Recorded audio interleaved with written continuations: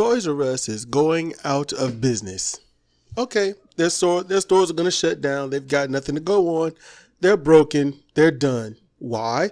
Well, Jank and Farron and anyone else will definitely tell you it's because of that they got bought out and those companies decided to pocket a lot of money and put the burden onto Toys R Us to fulfill that burden. So Toys R Us is laden with lots and lots of debt. Now, if you go to college, if you have bought a restaurant, if you have bought a car, a home, or anything like that where you get a loan where they say they let you borrow the money, you would notice that you have to pay that debt off. And when you pay that debt off, you definitely have to pay the taxes on it. Basically, let's just call it what it is, the inflation, the interest, You got to pay that. Okay, that's part of it. That's a good reason why things are the way they are with Toys R Us. That is a great reason. But it seems that social media, Jank and Kyle, if he covers, I think he covered, I can't remember, but Farron, if Ring of Fire covers it. But it seems that they don't want to go into what's really going on. And that is everything surrounding what makes up the United States of America. It is greedy capitalism. We are a for-profit country that rises on the backs of basically for-debt consumers. That is also a grand part of it. When you have your people, your consumers, your customers, the public, the citizens, when they cannot afford to buy the toys or items within the store, they don't go to the store anymore. And there is a thirst and a need and a hunger for toys, for jewelry, for clothes, for shoes, for knickknacks around the house, wall scrolls, video games, gaming consoles, computers, laptops, any and everything. There is a need. There is a desire for it. And it is heavy. Whether it is swords, whether it's little buttons, whether it's a rosary, a cross, a Bible, or something like that. When you have that, then you need to nurture that. And this country is not about nurturing the buying power, the buying habits, and the buying ability of the people. It's not. Now, I'm going to focus on Toys R Us only.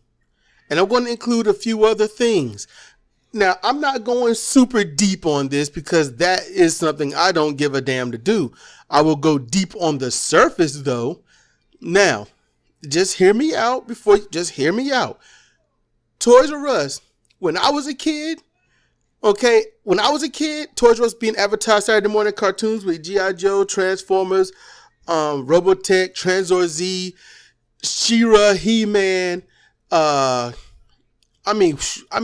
Shirt Tails, Smurfs, Bigfoot, robotics, and all that other stuff. Toys R Us, it was anything and everything. And when you advertise, come to our store and meet and see Jeffrey the giraffe, then you know what the kids want to do at every single store around the nation? They want to go see Jeffrey the giraffe. That is what helps someone say, I love this store. I had a great feeling at this store, and I can't wait to come back because I will spend money here every week, every chance I get, just to see that giraffe. Problem. They pulled what eventually any big business would pull. Giraffe wasn't there. He was only there at the main store, the first store, wherever the hell that was. But instead, everyone else got cardboard cutouts. That's what they got. So in the Toys R Us I was at, and I remember this, yes, it was a sea of people. All you could see was just little heads bobbing up and down. You couldn't really see the toy aisles. So yeah, I was a short guy. But I was still about the same height as my mom. And my mom was like, well, dog, I can't find anybody around here because you couldn't see the staff. You couldn't even wonder, was like, where's Jeffrey? Because Jeffrey hadn't been put up yet. So they said, we're bringing out Jeffrey, and they bring out this cardboard. You can only imagine the sound of anguish, pain and misery and disgust in the voices of all the kids and the parents alike. Every parent was there they were kind of in their kid mode too. Like, okay, this is just a guy in a suit, but it's going to be fun. And they bring this out. And when you disappoint someone's kid, you have extremely disappointed them. That is the problem. And Toys R Us, from that day forward, had not failed to disappoint. So you leave a bad taste in someone's mouth and you don't even offer a mouthwash. No, you offer them more of the bad things you put in their mouth. So after this, what happens? No one goes to the store that much. I remember Toys R Us was always packed up by where I lived. Okay, well, it was a big drive and it took roughly about 30 minutes to get there, but still, it was the closest one. So it was always packed, always, until that moment. And it just won't so packed anymore. And after that, you just barely saw anybody. There weren't that many people there. Until when? Christmas. That's about it. About Christmas, and maybe sometimes Easter if they catered to that a little bit, or when the new Barbie would hit, or when you was the new G.I. Joe series, not just one, the series would hit, or when the new Transformer line would hit. You know, when that stuff would hit, that's when people would start packing in a little bit here and there. And people went to get this stuff, but here on the East Coast, here in North Carolina, man, if the whole 128, item Transformer line hit, when you go to Toys R Us, on the day that they get the truck in, you will be lucky to find 7 of them. And you would never find the one that you want. So we were always not getting anything. And so when you did get it on those obscure days when you have absolutely given up and haven't bought anything and the shelves are stocked full for like 2 and 3 months of the same 7 items, then they would rotate out and to get a new one. And you just happen to go in there like, wait, whoa, well, that's what I was looking for. But the problem is and this is what the problem they've had ever since. And this goes back even back to 1986. Okay, that's when I started even understanding things a little bit. I was about 10 and a half to 11 at this time. And then up till today, it has not changed. Toys R Us was always the proprietor of high prices. That was the problem. If you go, when Best was a place I could get Transformers and stuff, I don't know if anyone even remembers that store, Best. Okay, if I went there, let's say they had Optimus Prime. Optimus Prime on average would have been, this is G1 die-cast metal, Optimus Prime, new, and I did see him there. Optimus Prime at best was roughly $18 some. All right. And that was considered expensive. You know, when you, my parents considered it expensive because it was a toy, and it's like $18 for a toy. But then you got Rose's, Kmart, and all that. And we found Optimus Prime there, where he was on average $17 to $19.92. I remember wanting him and trying my best to do something to get an allowance to get him. By the time I waited the 3 months and saving up my money and stuff to get him, well, he was out. He was gone. But when you go to Toys R Us and find Optimus Prime, $34.94. Toys R Us have always had these absorbent prices. I mean, they are wallet draining entities. So, I mean, if you want something, you're going to pay for it. I mean, any Barbie doll would have been $34. It didn't matter how, normally you would go see Barbie in her little thin box, in her outfit and stuff, whether it was Malibu or the original one or Black Barbie or whichever one. No, I ain't talking about Beyonce. I'm talking about there was an actual Barbie. She was black. No one really liked her except for the black kids. But that Barbie on average was about $672 to about $915. I remember those prices at the time. At Toys R Us, that same Barbie would go on from $22 to $52, depending upon how much in demand she was. So Toys R Us doomed themselves.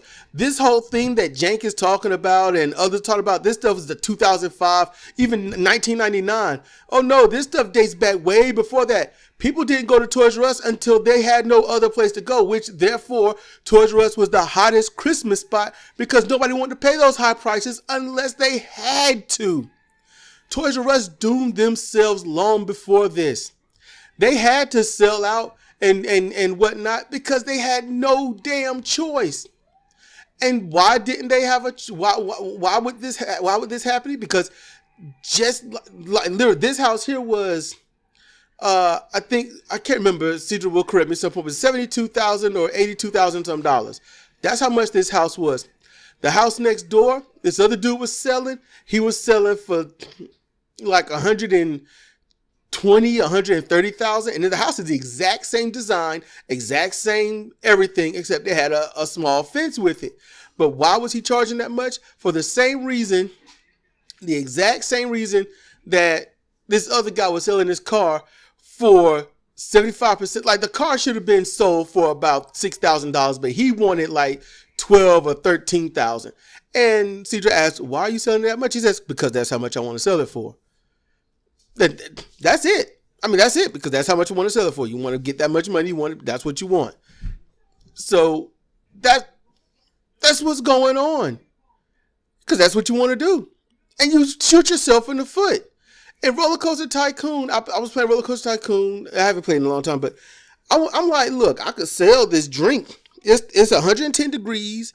I'm on the UFO desert area, and people are thirsty. I could sell this drink for $6. Oh yeah, and I tried $6. People, I'm not paying that much. I'm going to pay a park full of like 3,000 or 4,000 people, and only 100 is going to buy it. But when I dropped the prices to about $3, you know what happened? Yeah, people started buying it up, but not much. I got about 500, maybe 600 more. But when I dropped it to the average price that I should sell it, which is $1.75, sometimes $1.50 or $2. I don't go higher than $2 on certain drinks. Then I get 90% of everyone buying it. They are going to it, and I am making money hand over fist. So you can sell, your current Hasbro line of Transformers, for $17 and $18 each. And you might get some people to buy it here and there. But then you got Walmart, who will sell the same thing for $14.92 to $15.99. And they're going to have a higher chance of selling it, especially when others see that you are trying to sell it for way more. So Walmart will sell it faster. You can sell your shirts for $34 and $50 just because of a name on it. Or you could go to Walmart where that same shirt will be $9.99 to $12.99, and people are most likely going to buy it.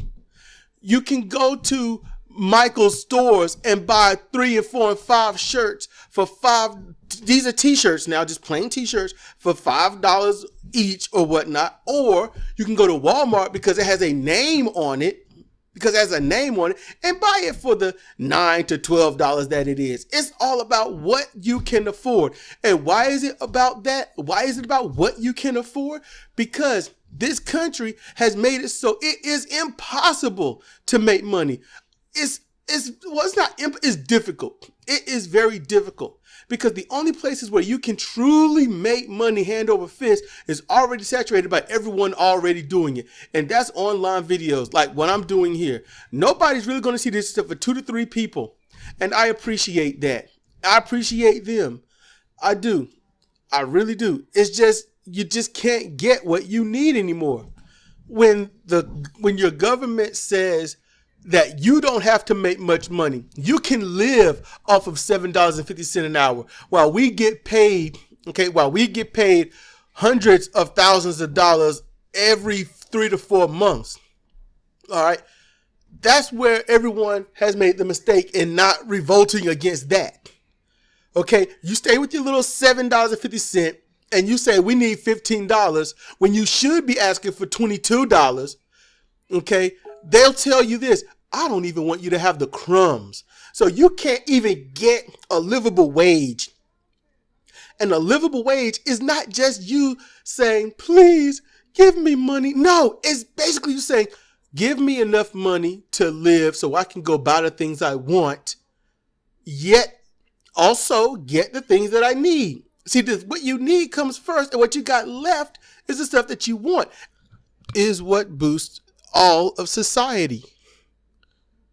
That's what it is. What you want boosts society. What you need, all that does is, and I had to start the whole thing because Sidra wouldn't stop beeping me. She wouldn't stop beeping. So I had to pause it. But what we want boosts society. And that's everything. I mean, I go into Walmart, I go into, especially the dollar store. I can't help it. I go into the dollar store and Home Depot, and I'm like, I want to get so much stuff that I would actually use, or, it would, put in motion for me to do things. So, but I can't get it. Not at all. Can't, because we don't have the money. Don't. And I want to get into Patreon for my wrestling. I want to get into Patreon for this, although I wouldn't really have anybody. But my Patreon wouldn't even last long because honestly, I would just use Patreon to get the items and material I need to do better and higher quality videos. And once I reached it, then I'd be like, okay, my Patreon is shutting down because I got what I need. I got what I need to give you what you want, what you need. And there you go. See, that's goods and services. Goods and services, supply and demand. You want something, you give the money, I supply it, and there you go. There's a back and forth.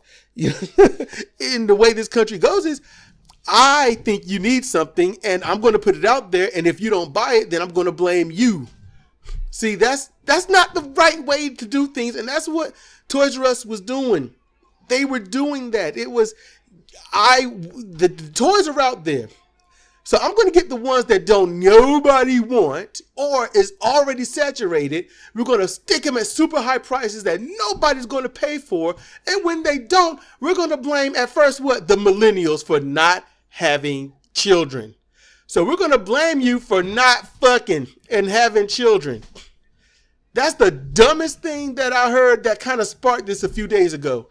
I was like, wait a minute. You're mad that millennials, not you older motherfuckers that's out there still cheating and sugar daddying, but the millennials are not having children.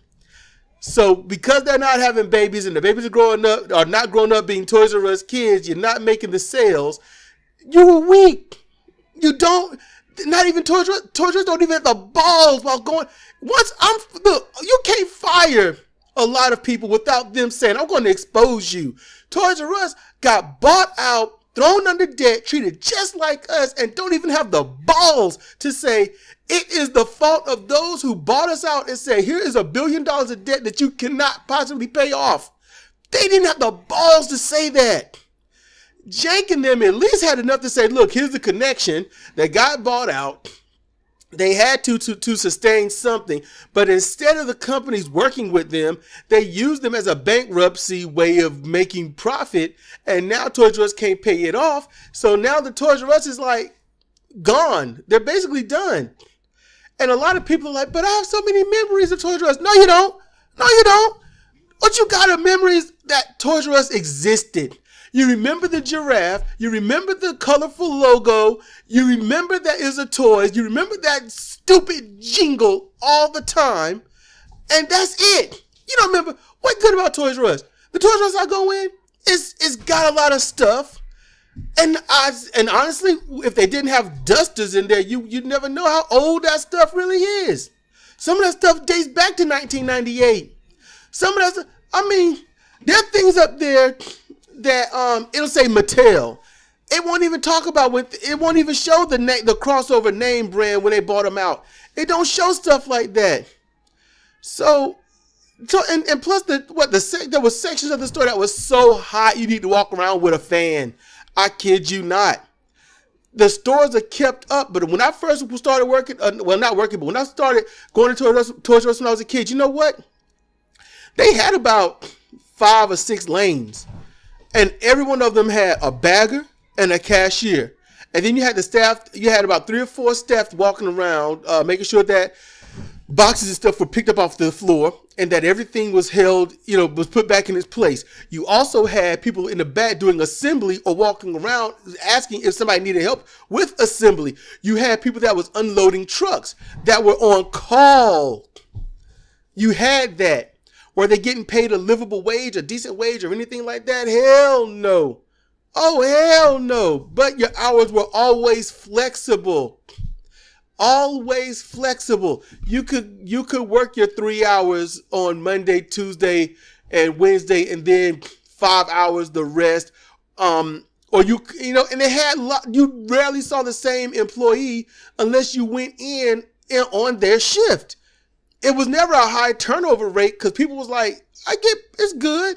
You didn't get medical, you didn't get much benefits, but you got paid on average $10. Back in the day, you got paid about $10. So you got more, but you just didn't have benefits really.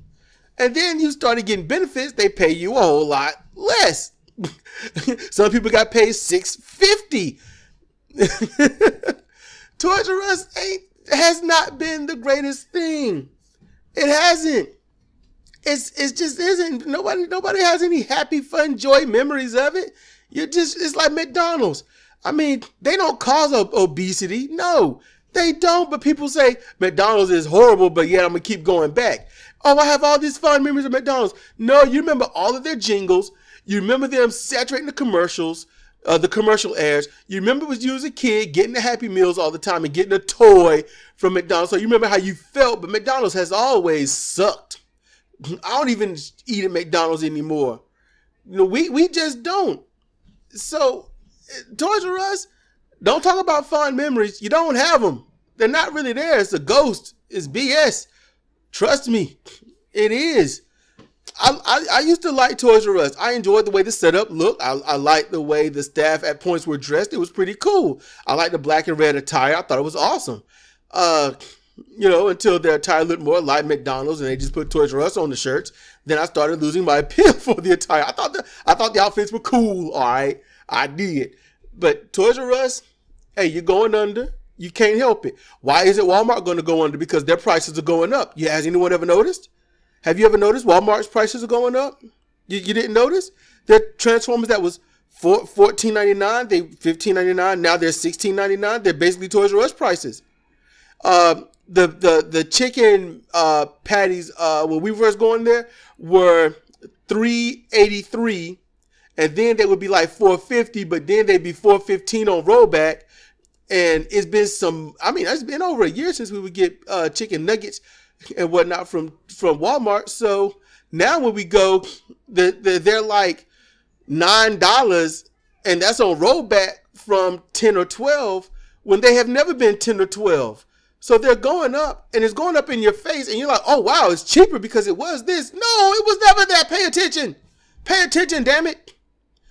That's what's going on. And nobody seems to, nobody notices this. Is there that much lead in the waters all over the place? Am I the last person to go? Y'all got to notice this stuff and speak up. Don't shop there.